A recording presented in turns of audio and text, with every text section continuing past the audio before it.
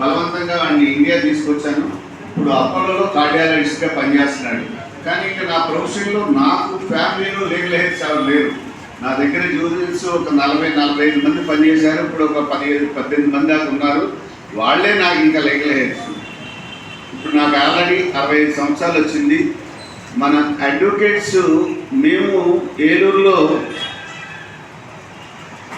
అంటే 1987 నా batch 1987లో register అయిన దగ్గర నుంచి ఫస్ట్ ఒక 15 రోజులు మాత్రం పద్మనాభరెడ్డి గారి ఆఫీస్లో హైదరాబాద్లో ఉన్నాము. 15 రోజుల తర్వాత అక్కడ ఎవరో పలకరించట్లా. ఇక్కడ ఏంటంటే హై స్కూల్లో ఎస్పీఎల్ చేసాం, డిగ్రీ కాలేజీలో ప్రెసిడెంట్గా చేసాం. ఎక్కడికి వెళ్ళినా అందరితో మాట్లాడుతుండేవాళ్ళం. హైదరాబాద్లో అసలు మనం పలకరించేవాళ్ళు ఎవరు లేరు. ఏలూరు వచ్చాను నేను. అప్పుడు సంక్రాంతి వచ్చిన తర్వాత ఇక ఎప్పుడైతే జిల్లా కోర్టుకు వచ్చామో అంటే ఫస్ట్ డే నేను వెళ్ళిన రోజే నాకు కమిషన్ పడింది సార్. అలాగే ఫస్ట్ డే వెళ్ళిన రోజే నా దగ్గర 11 కేసులు వచ్చింది ఫస్ట్ డే. ఇంకా నేను ఏలూరులో స్టిక్ ఆన్ అయిపోయా. యాక్చువల్గా నేను హైదరాబాద్లో ప్రాక్టీస్ పెడదాం అనుకుంటే ఏలూరులో స్టిక్ ఆన్ అయిపోయా నెమ్మదిగా. తర్వాత నేను అమాంగ్ ది మా ఏలూరు బార్ అసోసియేషన్లో ఇప్పుడు 1100 మంది సభ్యులు ఉన్నారు. 1100 మందిలో కూడా అంటే నేను ఈ మాట చెప్తుంది ఎందుకంటే నా గొప్ప గురించి కాదు. 1100 మందిలో యాక్చువల్గా ఇంతకుముందు మా గురువు గారు ఉండేవారు అక్కడ, నల్లిమెల్లి విష్ణురెడ్డి గారు అని. ఆయన ఇక్కడ జుత్తిగా ఆయన అక్కడ సెటిల్ అయ్యారు. నేను వచ్చినప్పటికీ ఆయన దగ్గర జూనియర్గా జాయిన్ అయినా ఆయన వెంటనే వైజాగ్ వెళ్ళిపోయారు. అప్పటికే పాపం ఆయనకి 90 ఇయర్స్ ఓల్డ్. అయితే నేను 9 సార్లు ప్రెసిడెంట్గా చేయడానికి కారణం నా సేవే అని మీ అందరికీ చెప్తున్నాను.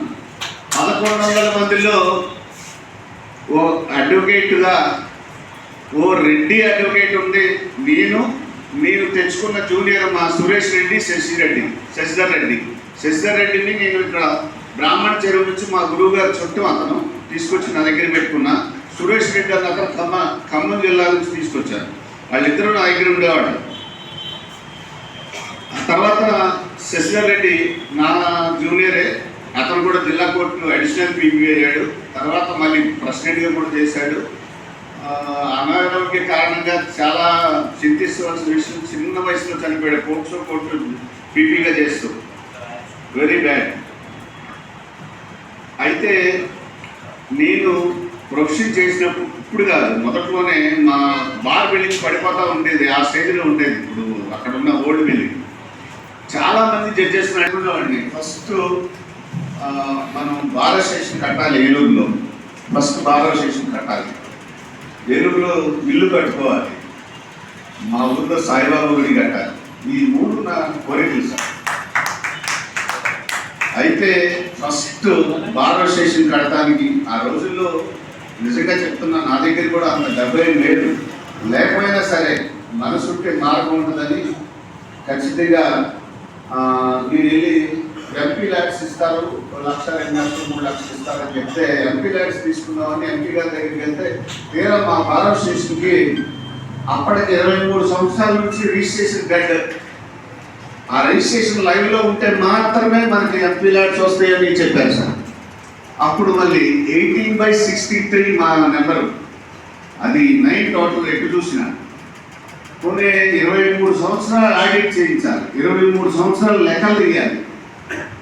అయినా సరే రిస్క్ అయినా 23 సంవత్సరాలకి కరెక్ట్గా ఆడిట్లు చేయించి మళ్ళీ దాన్ని లైవ్ చేసి మన ఎంపీ ల్యాడ్స్లో నుంచి కొంత డబ్బు తీసుకొచ్చి నా సొంత డబ్బు అంటే ఆ రోజుల్లో అది నాకు ఎక్కువే 1,08,000 రూపాయలు ఇచ్చి జస్టిస్ బి ప్రకాశ్రావు గారు చేయడం మీదుగా ఫౌండేషన్స్ వేయించాను సార్. తర్వాత మన దాతలందరితో ఫస్ట్ ఫ్లోర్ కంప్లీట్ చేసాం. తర్వాత విష్ణురెడ్డి గారు, మా గురువు గారు విష్ణురెడ్డి గారి పేరు మీద 25 లక్షల రూపాయలు వాళ్ళ మనవడు ఇచ్చాడు. లూసిడ్ డయాగ్నోసిస్ సెంటర్స్ అని హైదరాబాద్లో డాక్టర్ పడి. మా గురువు గారికి ఒకటే కూతురండి, వాళ్ళు దుర్గా నర్సింగ్ హోమ్ అని వైజాగ్లో ఉంటారు. వాళ్ళకి ఒక్కడే అబ్బాయి. ఆ అబ్బాయిని ఏలూరులో మా గురువు గారు పెంచుకునేవాడు. నేనే రోజు స్కూల్లో దింపేవాడిని. తర్వాత MBBSలో కూడా నేనే జాయిన్ చేశాను. ఆ పిల్లాడు 25 లక్షలు ఇస్తే ఫస్ట్ ఫ్లోర్ వేస్తాం సార్. ఇప్పుడు మీరు ఏలూరులో ఉన్న బార్ అసోసియేషన్ ఫస్ట్ ఫ్లోర్ ఉంది, మీరు చూసే ఉంటారు. నా థింక్ మీరు చాలా లగ్జరియస్గా 2 సూపర్ రూమ్లు కూడా కట్టడం జరిగింది నా ఫంక్షన్ హాల్ దాని మీద. అయితే అక్కడ అడ్వకేట్స్ ఏదైనా మీటింగ్ పెట్టుకోవడానికి అది చాలదు. యాక్చువల్గా ఇంత హాల్ మాకు చాలదు, కొంచెం కొంచెం పెద్ద బార్ కదా సార్, 1100. అందుకనే దాని పక్కన ఒక మీటింగ్ హాల్ పెట్టుకునేది నాన్నగారి పేరు మీద నేను కట్టించాను. ఆల్రెడీ మన తమ్ముడు చెప్పడం జరిగింది. అలాగే ఆ ప్రిన్సెస్కి నార్త్ ఈస్ట్ కార్నర్ కావాలని నా సొంత డబ్బులతోనే, అంటే నేను 1 లక్ష రూపాయలు ఫస్ట్ ఇచ్చించలేని వాడిని. మొత్తం మీద ప్రాక్టీస్ అంటే మాకు పొలాలు ఉన్నాయి కానీ అంత ఆదాయం లేదు ఆ రోజులు. ఇప్పుడు మళ్ళీ మారింది. యాక్చువల్గా ఆ టైంలో మీ దగ్గర మంచి వ్యవసాయం మీద ఈ ప్యాడీలో మీకు డబ్బులు వచ్చినాయని తెలిసి ఉండేది మాకు బాగా. ఇక్కడ పొలాలు బాగా రేటు ఉండేది. కానీ ఇప్పుడు మా పొలాలు బ్రహ్మాండంగా ఉన్నాయి. అప్పుడు మాకు ఆదాయం లేదు కానీ ఇప్పుడు కొబ్బరి, కోకు, ఒక్క, పామాయిల్ మా నాన్నగారు ఇచ్చింది బ్రహ్మాండంగా. ఇప్పుడు అవన్నీ పర్సాయం వచ్చి ఇప్పుడు డబ్బులు వస్తుంది. అప్పుడు డబ్బులు వచ్చాయి కాదు. తర్వాత నేను మా నాన్నగారి పేరు మీదే మినరల్ వాటర్ ప్లాంట్ బిల్డింగ్ మా సొంత డబ్బులతోనే కట్టించాను. అలాగే న్యాయ దేవత బొమ్మ, అలాగే పోస్ట్ ఆఫీస్ మంచి చెట్ట, అక్కడ ఏది రిక్వైర్మెంట్ ఉంటుంది. ఇలాగే ఓ రోజు మీటింగ్ జరుగుతూ ఉంది, జస్ట్ కరెంట్ పోయింది. ఏంటి కరెంట్ ఎందుకు ఆగిపోయిందంటే అంటే మీటింగ్ జరుగుతూ ఉండగానే ఇన్వర్టర్ తెప్పించి వేయించారు. అలా మెస్సీకి ఏది ఉంటుంది. మొన్న మా బార్ స్టేషన్కి కరెంటు 4 సంవత్సరాల నుంచి కట్ చేస్తారు సార్.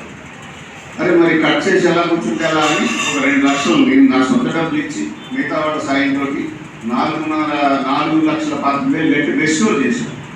ఇది పోకుండా ఉండాలంటే ఏం చేయాలి? మళ్ళీ వెంటనే ఒక 2 లక్షల రూపాయలు నా సొంత డబ్బులు ఇచ్చి మనం దాతలందరినీ అడిగి ఇంకొక 2,40,000 తీసుకుని 11 kV సోలార్ పెట్టించాం సార్.